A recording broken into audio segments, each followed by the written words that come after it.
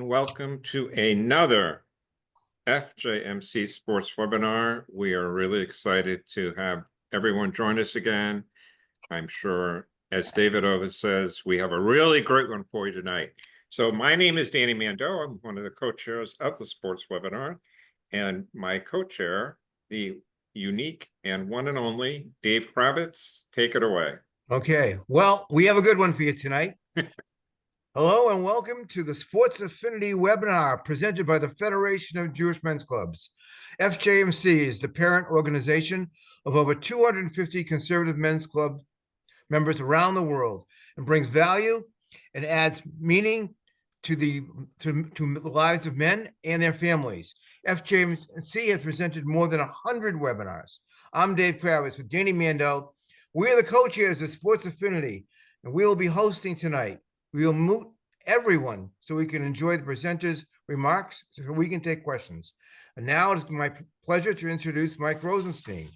Mike Rosenstein is an Emmy Award-winning broadcast journalist with almost 30 years of experience in local, regional, and national sports and news programming.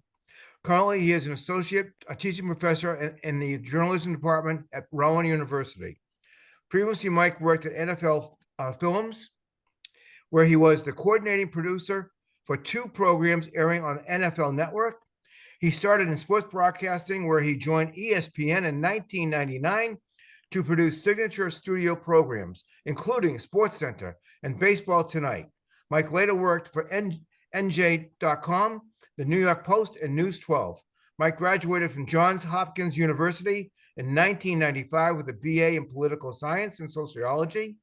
He receives MS in Broadcast Journalism from the SI Newhouse School of Public Communications at Syracuse University in 1997. Mike's the father of 2 daughters, lives in Marlton, New Jersey, and now Mike Rosenstein. Thank you very much for the introduction.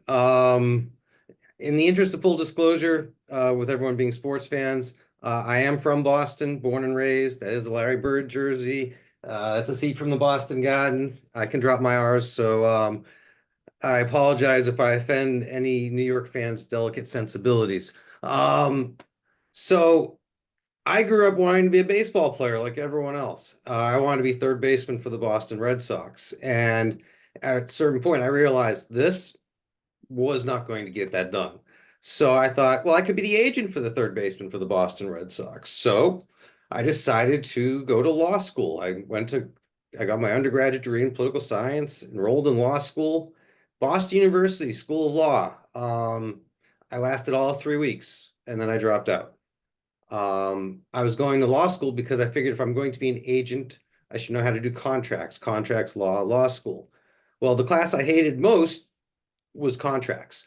I had this great apartment. It was right outside of Kenmore Square. Like literally I could see and hear Fenway Park every night as I'd be walking back from the law library. And it finally occurred to me that there is an easier way to get to the ballpark than going through law school and dropping 6 figures on an education that I had no passion or interest in. And honestly, what was the final straw that broke the camel's back was the night that Cal Ripken broke Lou Gehrig's consecutive game streak. I couldn't watch the game because I had to go study in the law library.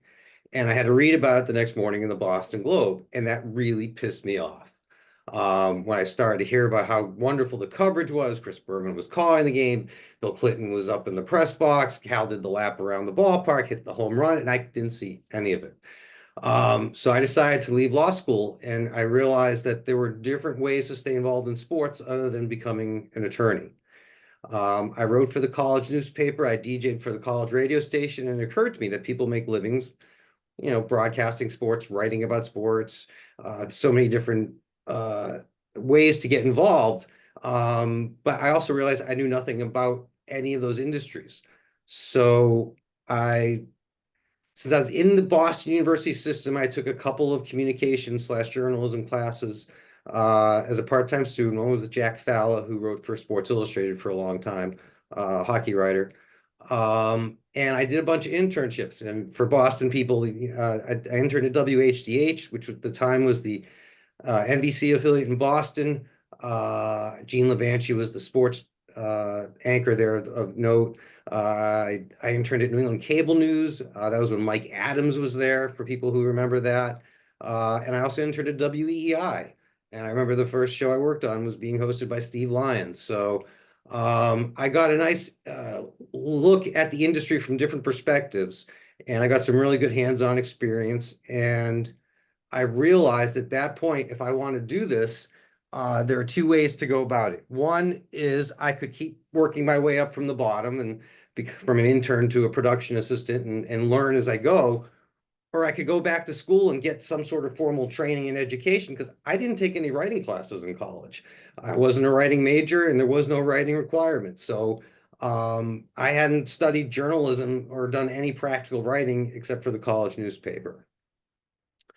So I applied to two programs. One was Boston University, which was easy because I was already part of the system and I knew it. And not knowing much, whenever I talked to people, and I reached out to dozens of people, just cold called them, sent them letters because I was looking for feedback.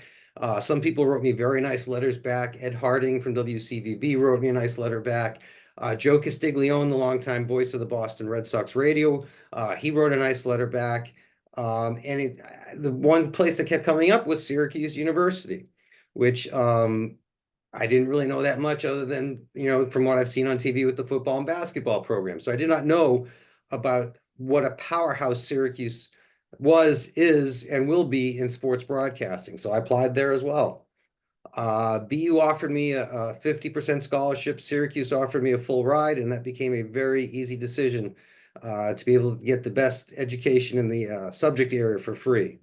And I was there for a year and a half, and I loved every second of it. It was exactly what I needed. It was basically like a technical or vocational school. Like, they weren't talking about communication theory. It's like, this is how you write a script. This is how you edit video. It was exactly the type of things I needed to know so I could go out into the real world.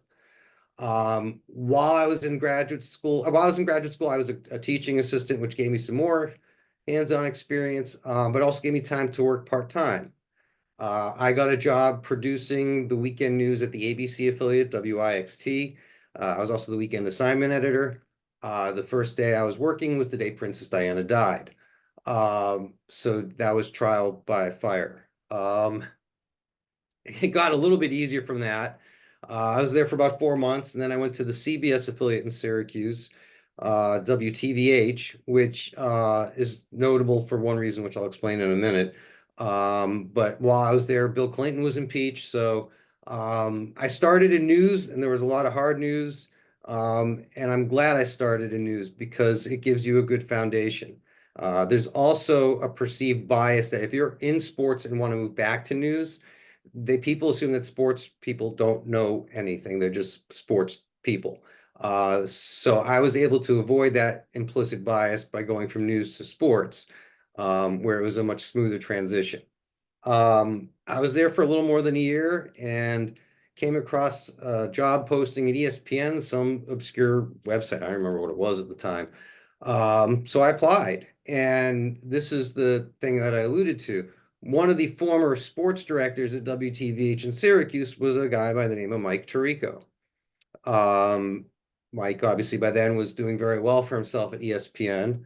I was friends with the 12 and 6 o'clock anchor at the station. His name was Ron Curtis. He'd been there 40 years. So I asked him for some advice or guidance in terms of would I be wise to reach out to Mike? And he picks up the phone. Mike, it's Ron. And he just basically, gave Mike the information to tell people to take a really good look at me. And a few weeks later, I had the job. So I learned very quickly the power of networking and the power of Syracuse networking, because Mike Tirico went to Syracuse. When I was waiting to hear back, I reached out to a producer who at ESPN who also went to Syracuse. So some people joke about calling it the mafia, and it really, really works. And at ESPN, that was the two most exhilarating years I could think of in producing television. I did a lot of Baseball Tonight. I did a lot of SportsCenter. Among the things that I remember covering of note was when Indiana fired Bob Knight. which happened 30 minutes before we went on the air. So I don't have one with me, but every television show has a rundown. It's basically a fancy spreadsheet. So people know what the topics are, where the video goes, where the graphics go, where the scripts go. And Bob Knight was fired 30 minutes before we went on the air. So we basically took the rundowns and threw them out the window. And for the next 2 hours, did live television, ad-libbing it as we go, going from press conference to press conference to Andy Katz was our basketball analyst at the time, having him on the set. I mean, it was literally making the show up as we went along. And it was also, oh, by the way, it was a Sunday, and we were waiting for NFL games to end because you can't show NFL highlights until the games are over. So it was a 2 hour adrenaline rush that I absolutely loved. Let's see. One of the last shows I produced was the day that Dale Earnhardt died. I was there for when they did Sports Century, the top athletes of the 20th century. I was there when Tiger Woods was Tiger Woods, and ESPN was all in on his golf coverage and riding Tiger as much as possible. I was there when the Flyers and the Penguins played that 5 overtime game. I was doing Baseball Tonight that night, actually. But I remember watching the first and second overtimes at the station, listening to the third and fourth overtimes in the car, and then watching the fifth overtime at home. That was the downside to ESPN. The hours sucked. I mean, look, I knew going into sports, they play the games at night, they play them at weekend, like on weekends. I get that. ESPN would change your schedule every couple of weeks. So it's hard to get into a rhythm. It's hard to develop a sleeping pattern. It's hard for the people around you when your schedule is constantly changing. So I loved my time there. And those people that I worked with were literally the best and the brightest in the business. But I saw it as a stepping stone because I was trying to get back to the Philadelphia market, and having ESPN on a resume opens a lot of doors. If I'm going to work in sports in Philadelphia, for those who remember, it used to be called Comcast Sportsnet. Now it's NBC Sports Philadelphia. Well, Comcast Sportsnet didn't have any openings in Philadelphia, but they had just purchased Home Team Sports, which was a regional sports network in the Baltimore, Washington market. They broadcast the Orioles, the Wizards, and the Capitals. So I made a deal that I will come down and help you launch your network if you promise to, within a year, to send me to Philadelphia. So the deal was made. The day we went on the air in 2001, the Orioles were shut out in a no-hitter by the Boston Red Sox, with Hideo Nomo throwing a no-hitter. First time I ever covered a press conference in Japanese. Last time I ever covered a press conference in Japanese. I was there for a year plus, and it was an incredible year. That was the year Cal Ripken announced his retirement. I produced the live coverage in June from Camden Yards when the announcement was made. We did a 1 hour special at the end of the season, looking back at his career. That's where I picked up the Emmy Award. Let's see what else happened while I was there. Oh, that was when Jordan came out of retirement, not to become the GM of the Wizards, but to play for the Wizards, which was a different kind of insanity.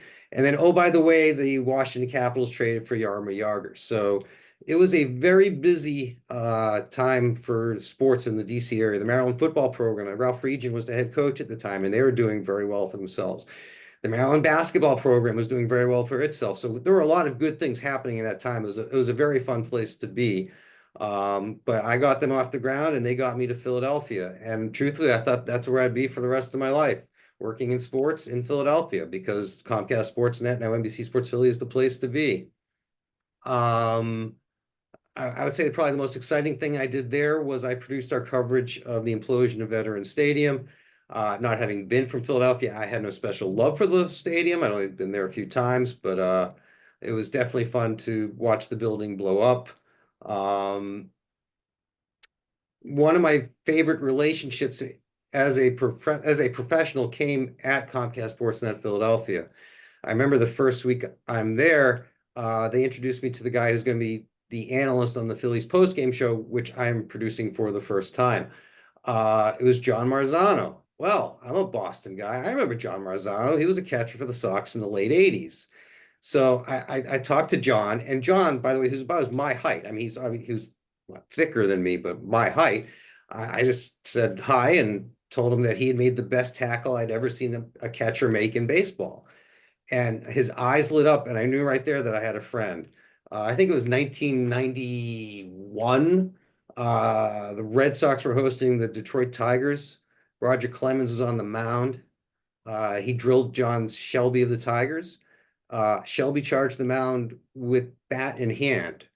And as soon as Shelby took off for the mound, you saw Marzano jump up from behind him. And just as Shelby was about to reach the mound, Marzano made this, I mean, a linebacker would have been proud of this tackle, this diving tackle to throw Shelby down. So that kind of, that was the beginning of a very nice friendship and a very nice relationship that I had at Comcast Sportsnet in Philadelphia.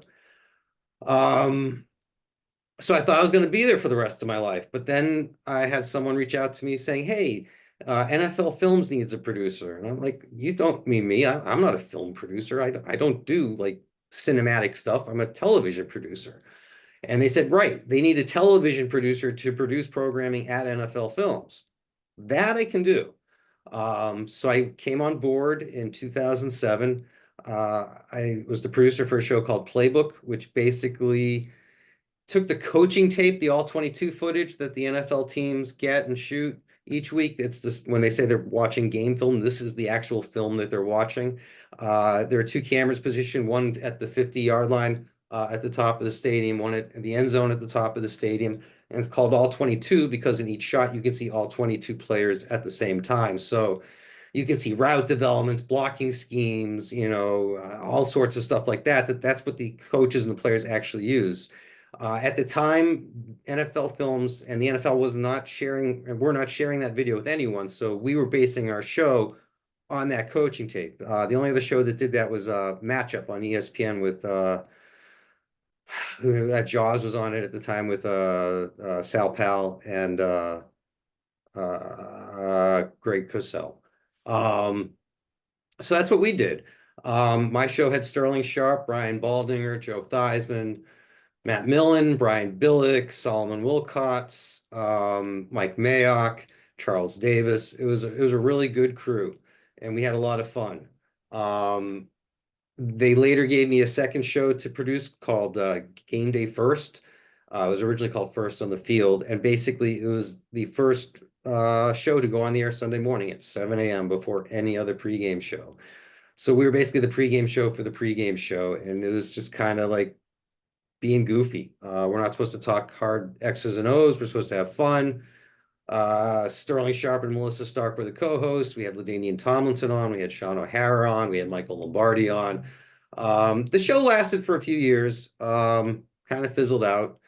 And then they kind of took their morning programming at the NFL Network in a different direction. But the 7 years I had at NFL Films, I mean, I don't know if you've had an opportunity to go, but it's like working at a museum. The amount of artwork and the Emmy Awards, I mean, it is like living history at NFL Films, and it's tucked in some sort of corporate, you know, park in Mount Laurel, New Jersey. You'd never have any reason to believe that a mecca of football was hiding back there with this great state-of-the-art television facility to boot.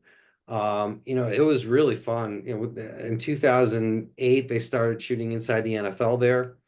So on a Wednesday, you could walk around NFL Films and run into James Brown, Phil Simms, Chris Collinsworth, Warren Sapp, Sterling, Baldy, Millen, Theismann, Billick, Jaws, Cosell, Lombardi. I mean, it was like, it was insane. And these guys would just sit down and have football conversations. And it was fun just being a fly on the wall and listening to them joke and talk and share stories, or watching them break down the game film, because they obviously have as players and coaches, they have much different take than me, Joe Sixpack, sitting at home and watching the game.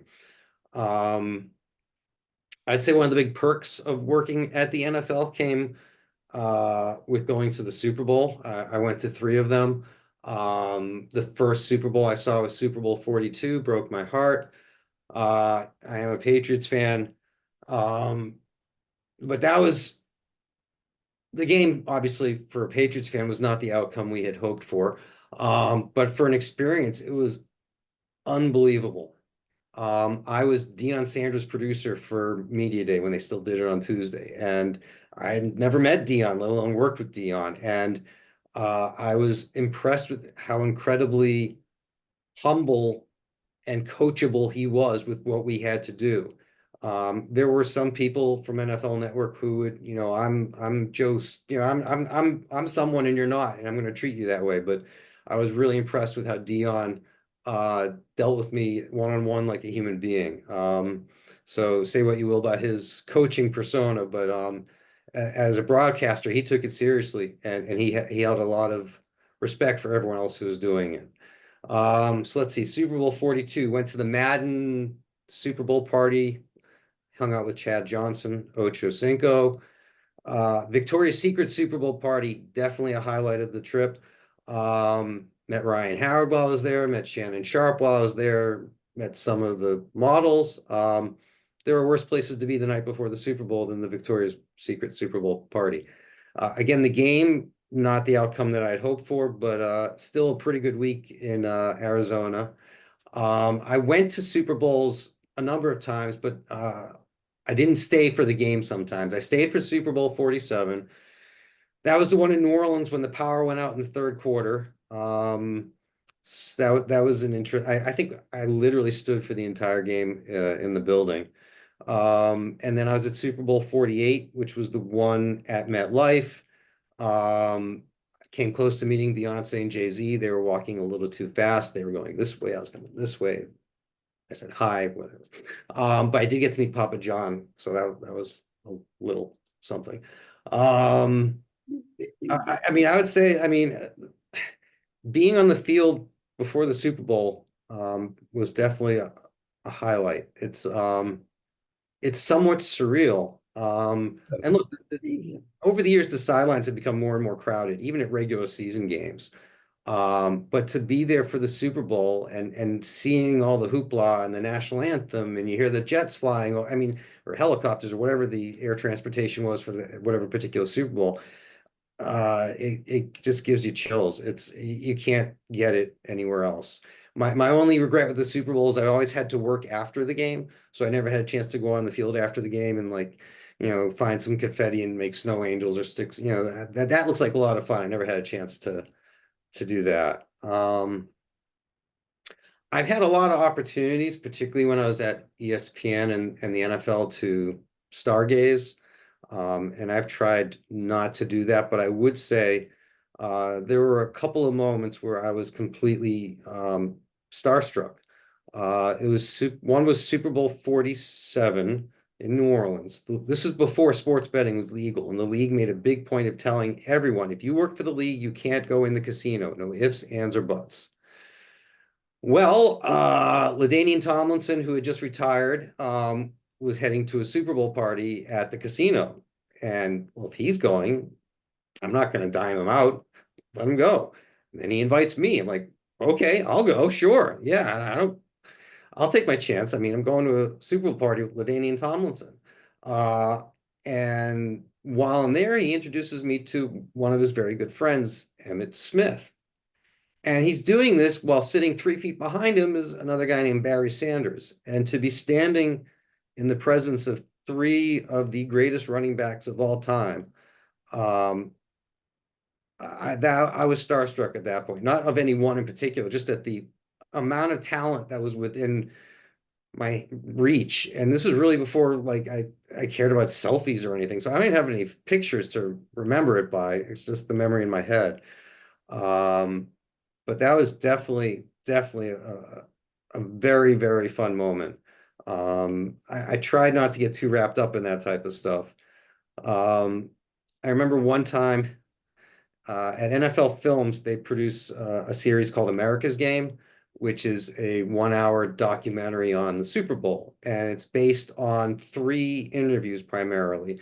Ideally, it'll be the quarterback of the team that won, the head coach of the team that won, and then another star from the team that won, whether it was a receiver, or running back, or someone on defense. And I did not know that apparently for some of these appearances, players were compensated. So after Super Bowl 42, Eli Manning was at NFL Films. From what I could tell, and this is where my Patriots fandom will come out, everyone who pretty much got a check would donate it to charity. Eli took the check and put it in his pocket. Just saying, look, it was Super Bowl 42, so he hadn't won two yet. I just thought that was one of the interesting little things that I came across during my time there. All good things must come to an end, as did the gig at NFL Films and NFL Network. They canceled the shows. They no longer needed me. So I began a new journey. And I landed at NJ.com, NJ Advanced Media, basically the Newark Star Ledger that was turned to an online website. By the way, the Newark Star Ledger, I don't know if you've heard, is no longer going to be published as a paper. So digital is definitely here. And I was at NJ.com for 8 years. I was the senior managing producer for pro and college sports, which basically meant assigning reporters to stories, reading their stories, editing their stories, fixing their stories, making sure we're covering the right stories. I was not hired to write. But on March 11th, 2020, some members of the Utah Jazz tested positive for COVID, and the pro sports world shut down, with the college sports world doing the same thing within days. The NBA shut down, then the NHL, Major League Baseball, the NFL. I mean, they ended the Big East tournament while they'd already tipped it off. The Big Ten tournament was canceled. The NCAA tournament was canceled. We all started working from home. And for my last three years at NJ.com, it was all remote. And we started to see that I started doing more and more writing because there really wasn't much else to do.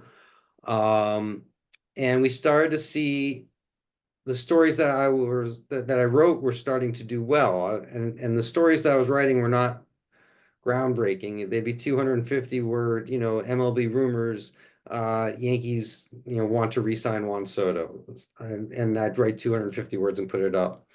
But these stories started to do incredibly well, and then we discovered if you get them up early in the morning, they do even better. So by the time I left NJ.com in 2023. I was the leading page view getter for the entire company. I had 100 million page views over a 2-year period. Just finding a lot of silly stories like that. I wrote a lot of A-Rod J-Lo stories. That's my legacy, I think, on the internet if you Google my name. Had to write a lot of Trump stories, not covering politics, but because the man owns golf courses. When his course loses the PGA Championship, it's a sports story. When he's at the President's Cup, it's a sports story. Like, we can't not cover it because it's him. But the problem is, people these days feel very empowered to say whatever they want from the comfort of their home with their keyboard. When they don't have to put their face to it, they don't even have to say it face to face. I can't tell you the number of nasty emails I received, particularly whenever I had to write something about Trump. And some of them was just hate mail. Jew boy, bagel boy. I mean, the stuff people would send me. And that's not even taking into account like the libtard type stuff that I would get, which I don't know how they know if I'm liberal or conservative, because I wasn't talking about politics. I was talking about the fact that he no longer will be hosting the PGA Championship. Regardless, so for my time there, we found a groove, and I thought I was pretty bulletproof. I mean, if I'm averaging 50 million page views a year, I should be pretty safe. I can literally quantify how much money I'm making the company. But new newsroom management came in. They got rid of our reporter in Washington. They got rid of the staff photographers. They got rid of the head of social media, and they got rid of me. And I think my sin was making too much money, because from what I can tell, they took my job and cut it up into 3 different pieces. So that set me out on a new journey. And I'll say over the last 10 years, starting when I was working at the NFL, I started to take an interest in talking to college students and helping college students, and mentoring or advising in any way possible. I spoke at Johns Hopkins a few times, at Temple, at Syracuse, at Rowan, and I've always really liked that. And I found myself energized by being around the students. And frankly, I wish someone had been able to do that to me when I was at Hopkins. As great as Hopkins was, they didn't have a career development center at the time. There was no one who could sit there and say, maybe you shouldn't go to law school. There are other ways to be in sports. Because I remember sitting there April of my senior year telling a friend, like, I don't want to go to law school, but I don't know what else to do at this point. So I kind of felt like if I could pay it forward and help someone who's in that situation where they don't know what to do or they're confused, if I can give them any sort of advice or insight or help, I'm happy to pay it forward. So that blossomed into being an adjunct for a class at Rowan College at Burlington County, which blossomed into an adjunct job at Rowan University, which blossomed into a full-time teaching job at Rowan University. I just finished my first semester as a full-time professor, taught 4 classes: sports journalism, sports broadcasting, news media literacy, and journalistic writing. And I loved every second of it. I don't miss being in the newsroom. I don't miss having a target on my back, literally, sometimes figuratively. Figuratively, sometimes literally. Sorry, I got that backwards. Being journalism is a tough industry these days. They're trying to do more with less. People keep, the newsrooms are getting smaller. People are losing their jobs. I was tired of looking over my shoulder. And I was hoping that the pivot to academia would be a good fit for me. And so far it really has. And I mean, I'm still doing some freelance work on the side. I have a couple of side hustles, but right now I'm really happy in the classroom. And I could see myself being here for quite some time. But I also remember saying that at Comcast Sportsnet. I remember saying that at the NFL. I remember saying that at NJ.com. So I don't know what tomorrow will bring, but it's been a long, strange journey to get to where I am at this point. I don't know if I got you 30 minutes. I don't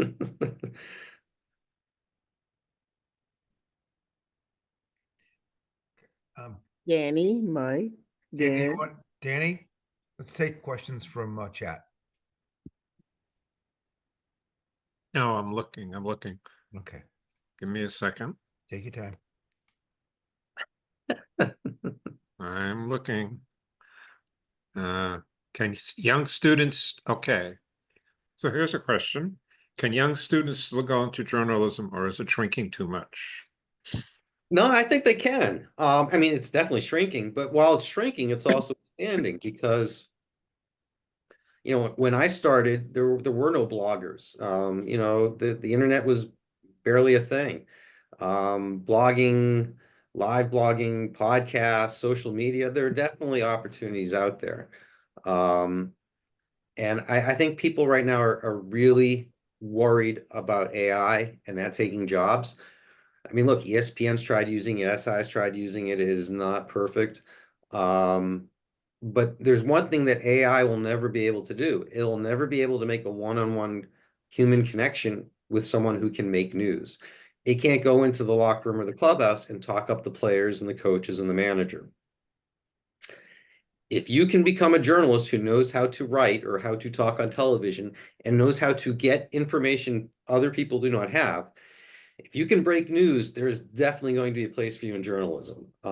There's always going to be people who are willing to put in the work, and it means spending extra time, hanging out when other people have gone home for the night, and first one in, last one out. If you have the work ethic and you are determined to find stories that no one else has, there are absolutely places in journalism for you. And I don't know what the next technological wave will bring for us in terms of opportunities. So as AI comes, I'm sure something else will rise up. The thing that disappoints me a little bit is I don't know if the students today have the same drive that students 20 or 30 years ago did. There used to be a sense of paying your dues. You start working in Ottumwa, Iowa, and then you go to Pensacola, Florida, and then you go to, St. Louis, and then you go to Detroit, and then you go to New York, and you work your way up. The students today, I think, have less of an expectation of having to pay their dues and more of an expectation that it's kind of something that they're entitled to. Not to say that all students are like that, but I have noticed a little bit of students not necessarily realizing the work it takes to be really good and to rise in this business. But I've also encountered students who, I mean, they have the it factor. Like, you just know they're going places. There are still people out there. There's someone who's a senior at Rowan who he's going to be a play-by-play man somewhere someday. I just know it. He's good. I mean, he has the talent. So there are definitely jobs out there. There are still places for people in this industry. They just have to realize this is not 9 to 5 Monday through Friday. If that's what you're looking for, you might want to look somewhere else. Here's a question. Someone seems to know. Did you know that Rowan U played Johns Hopkins football this past year? I did. They played in the last couple of years, and I can honestly say I did not bother going to the game. I did not pay attention to the game. I will say Johns Hopkins, I think they had a really good run this year in the Division III football playoffs, if I remember correctly. They had the last couple of years they've had a good program. I mean, look, Johns Hopkins is Division III and everything except for lacrosse. And their lacrosse program isn't what it used to be. I mean, when I was there, my class that graduated in 95 was the first class that did not have the lacrosse team win a national title in any of our 4 years on campus. I think they won it the next year. I think they picked up a couple more in the early 2000s. But the playing field for lacrosse is leveled. So many other schools that you wouldn't think have programs do. Hopkins joined the Big Ten for lacrosse, more as a survival thing than anything else. So many schools have good programs now. It used to be, Hopkins or Syracuse or Duke or Virginia or Maryland would be the blue bloods of lacrosse, but I don't think that's the case anymore. Princeton used to have a really good program too, but the UMasses, Drexel, all these other schools, Denver, I mean, places are catching up. But yes, I did know that they play each other, and I would root for Hopkins. So I have a question for you. So you're from the Boston area, clearly. So why did you want to go to Philadelphia so badly and not back up here? That's a fair question. I mean, you got a Celtics thing on the back. You're a Patriots fan. I mean, I live in Boston also, so that's why I'm curious. So when I was in graduate school, I met my future wife. Oh, there you go. And she also got her master's in broadcast journalism. We moved together to Connecticut. She got a job working for Martha Stewart. And when we got married, we knew that we wanted to start a family at some point, and we wanted to be near one of our families to do that. My family was in Boston, and her family was in Cherry Hill, New Jersey, which is a suburb outside of Philadelphia, exit 4 off the turnpike. And, like I said earlier, they play the games at night, they play the games on weekends, and she knew that I was going into sports. So, basically it was like, well, if you're going to be doing that, I want to be near my family. That's a fair trade. I can't argue with that. So that was how Philadelphia became the end game for me. Okay. Did you hear me on WERS radio last Sunday? Jason Chandler AZ to me. I don't know. I see someone asking where Rowan University is. Yeah, that's in Glassboro, New Jersey. Glassboro, Gloucester County. It's near the Gloucester outlets. It's near the Atlantic City Expressway. It's actually really easy access to Philadelphia. And I want to give a shout out and credit to Neil Hartman, who has done a really good job of building the sports communication program there. He's the one who first turned me on to it. He has these amazing internship opportunities for students that he's developed with the Wilmington Blue Rocks, which is a minor league baseball team, with the 76ers G League team in Wilmington. He's really built a program there, and the students starting their first year can get really good hands-on opportunities. They produce radio broadcasts of the sports events. They live stream some of the games. Rowan University, knowing I wanted to go into teaching and knowing I didn't want to leave, I had 2 basic universities to look at. One was Rowan and one was Temple. Temple has a good sports journalism program. I know the job I'd want at Temple. I know the person who has the job at Temple. I used to work with him, and he's my age and he's not going anywhere. So if I wanted to make the pivot to sports journalism and I didn't want to move, Rowan was it. And Rowan is a school that's not like many other schools in the country. I mean, even in Philadelphia, University of the Arts shut down. Drexel University has money problems. Rowan, the money keeps coming in. They're building more and more. They keep expanding the campus. They're building a veterinary school. Their student enrollment continues to grow faster than that of the nation. They put together something really nice down there, and it's nice to be getting in on it while it's still growing. Over the course of my professional career, I've been a part of a number of startups, whether it was Comcast Sportsnet Mid-Atlantic down in DC, or starting new shows at NFL, being part of the relaunch of NJ.com. And there's a certain energy that comes to being part of a something new or a startup or something on the rise. So for Rowan, they are in a particularly good spot right now. What are your thoughts on NIL and its impact on college football? I mean, it's the wild, wild west, and it's somehow they have to get a handle on this. Now, look, I don't have a problem with the players making money, and I don't have a problem with the transfer portal. If a coach leaves and takes a job at another school, why should that kid be forced to stay when the person who recruited him is gone? I have no problem with the transfer portal. I think I think they need to narrow the opportunities that they have to use the transfer portal. It seems to be like there are too many. I think there's too many days right now. And the NIL money, I don't know how you can regulate it when you have all these boosters pulling in millions and millions of dollars. My oldest daughter goes to Tulane. I just got an email to them today about their new NIL initiative. Like, I'm not giving you any more money. I just gave you 4 years worth of college tuition. But for schools like Alabama and Texas, like, fuck, the money. Oh, sorry, I didn't mean to swear. The money can come in, and it's going to keep coming in. I think James Franklin has been talking a lot about having like a commissioner of college football. If that would help, I'm all for that. I know he's nominated Nick Saban. I don't have a problem with that. I think there needs to be some regulation in terms of how the money's working. I think the college football playoff system still needs some fine tuning.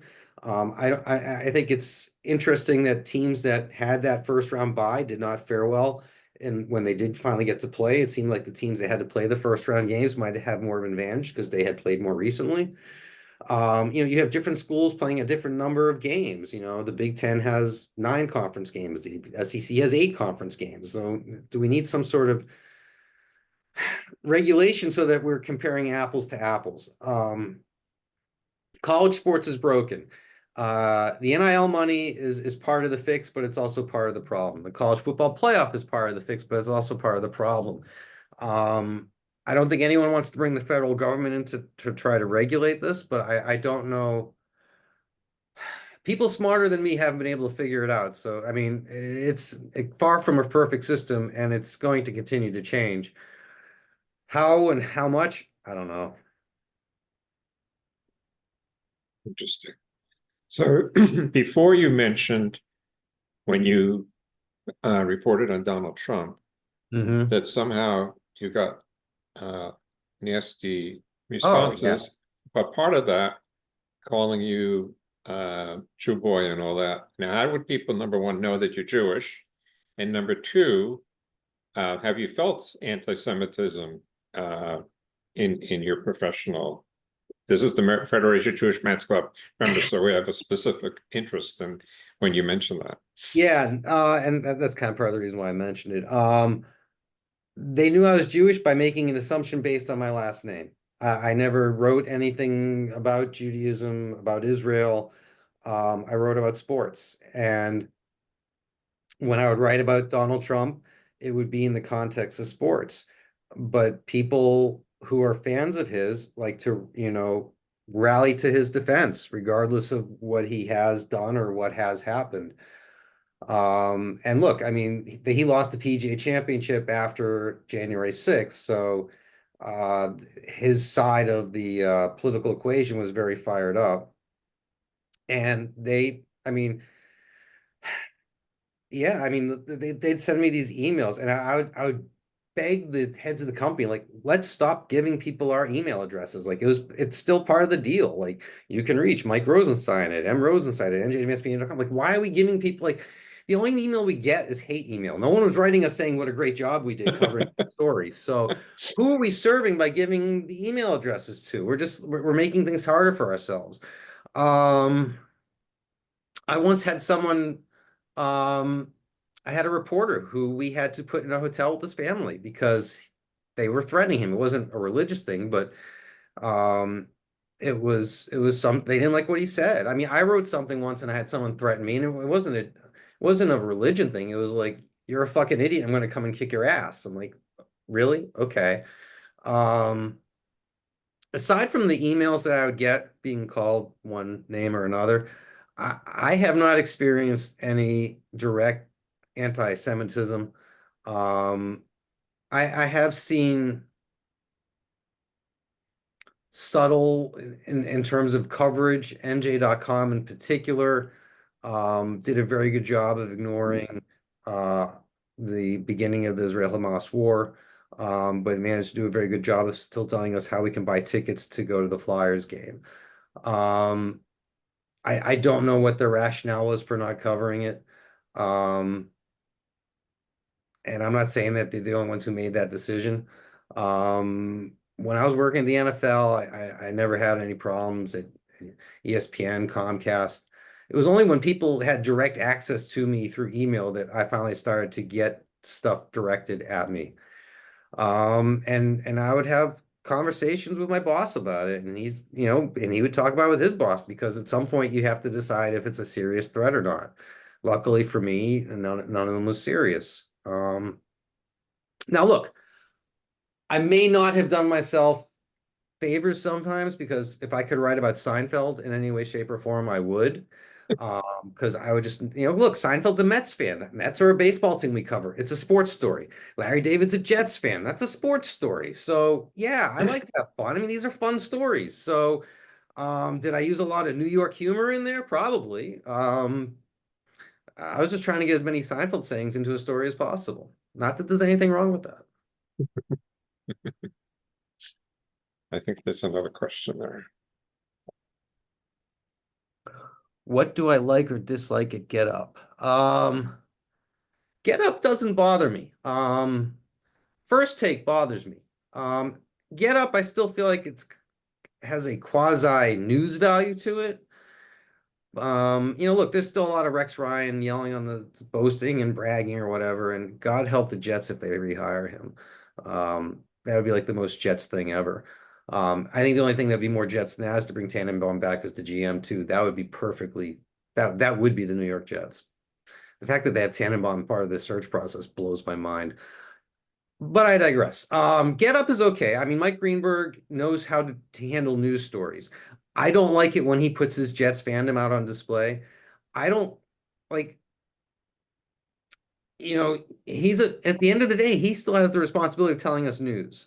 And if he's putting his fandom on display and making it a subject, you have to question his objectivity.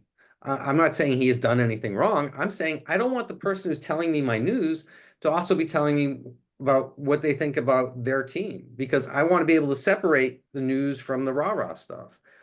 So I'm not trying to single out Mike Greenberg. A lot of people do that now. And it's disturbing to me that because at the end of the day, sports journalists are still journalists. We're still bound by the same code of ethics. We're still bound by, confirming with two sources. We're still bound by the same ethics that any other reporter at CNN, Fox News, the Philadelphia Inquirer, the Washington Post.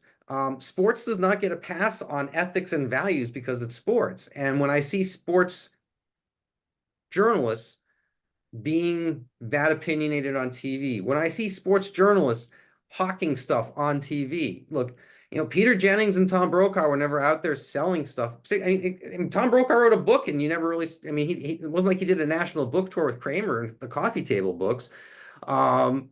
He was a journalist first, and I feel like that line has been blurred, particularly in sports. And part of the problem is because of what's on the air after Get Up, and that's First Take. PTI started this, embrace debate, have two people on TV, just let them talk at each other. For Wilbon and Kornheiser, it works really well. If you have the right chemistry, it works really well. But out of that, you get Skip Bayless. Out of that, you get Stephen A. Smith. And I don't want to be screamed at for 2 hours. But I mean, and for someone like Stephen A., it's been interesting to watch his evolution because he used to be a reporter, like he used to be a journalist, and he used to break news. And instead, I see him at the Super Bowl in a box with Derek Jeter. Like, I mean, this is not what journalists do. And look, there are proper places for it. He has his podcast. Shannon Sharp has his podcast. I think the rules can be much more lax because it's a different format. But if we're talking about still some sort of streaming over-the-air broadcast, I think they should be bound by the same rules and traditions and ethics and values that regular journalists have. And in all honesty, I just can't. Look, Mike and the Mad Dog. Mad Dog's great, but I mean, he's become a joke at this point.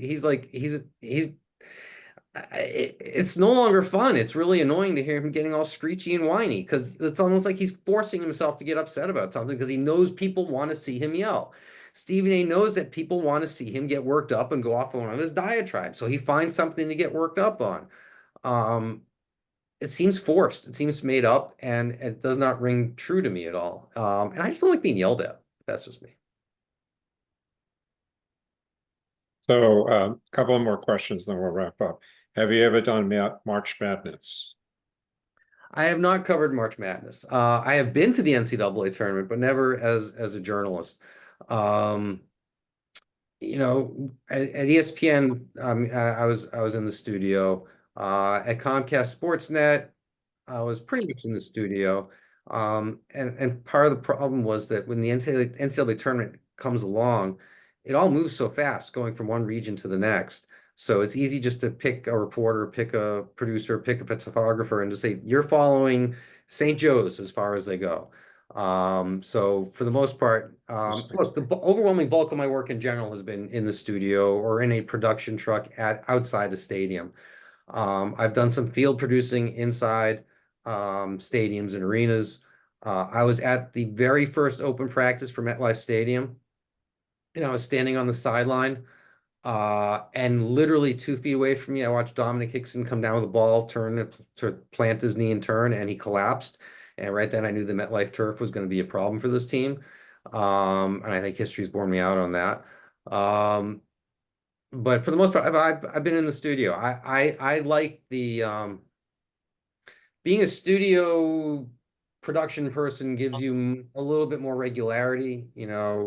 You're not on the road, you're not packing, unpacking, repacking. That type of lifestyle never really appealed to me. So I just kind of went in the studio direction. Okay, so the following question will be your last question, and it's been asked twice. Oh, And okay. it's going to be all up to you to predict who's going to win the Super Bowl. All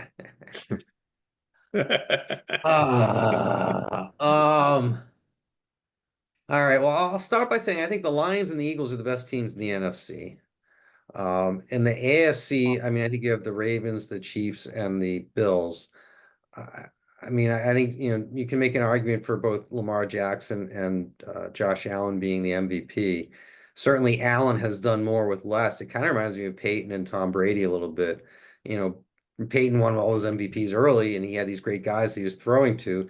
Meanwhile, Tom Brady's throwing to Troy Brown and these guys, Deion Branch, guys who didn't really have a name for themselves. And by the way, when he did have the receivers, Moss and Welker, those teams never won a Super Bowl. The Super Bowls were won when he had the shitty receivers with them because they were a more well-balanced team with their defense and their running game. I mean, particularly those first 3 Super Bowls. I mean, the Corey Dillon in the Super Bowl 39, Antoine Smith. I mean, it was the running game that really helped him, and then the defense that Belichick built. But I digress, because the Patriots are not winning the Super Bowl this year or next year. So I think in the AFC, I think eventually I think it's going to come down to I think the Ravens. I like the Ravens coming out of the AFC. I think I guess it depends on Zay Flowers and how banged up he is. I think that the Chiefs aren't the Chiefs of what they used to be. You saw them with a lot of narrow wins this year. And look, good teams win those games, but at a certain point, I think you're going to be exposed. I think the Bills at a certain point are going to be exposed for the lack of talent they have on that team. So I guess I like the Ravens. I would say, I don't know. I think an Eagles-Lions NFC Championship game would be a shootout. And I think that works in the advantage of the Lions. We've seen what their offense has done all season. But now they got David Montgomery coming back too. I mean, if they can use that tandem with him and Gibbs at running back, um, I'm going to say a Lions Ravens Super Bowl. And I'm going to say the Ravens because I think at the end of the day, having Lamar, assuming he can overcome his previous postseason problems. I think he's 2-4 all time in the postseason. If he can calm his nerves, because he's playing the game at a level that no one else is playing it right now. And I think that if Zay Flowers is healthy, if he has the targets to throw to, because it's not just Mark Andrews anymore. You can't just cover the tight end and watch Lamar do stuff. He's got real weapons on that offense now. So I think it's going to be really fun to see. I mean, that's the great. This is what the NFL wants. It's wide open. Anyone has a chance. You know, they like the parity, so the league's getting exactly what it wants. Well, you've had a great career. It's been very entertaining to listen to you. We thank you very, very much. Thank you for having me. I really appreciate it. Yeah, it was great. And thank you, David, and thank you, Mark Cohen, for making this happen. Mark is a big Philadelphia Eagles fan. Oh, wait a minute. No. What? New York Giants.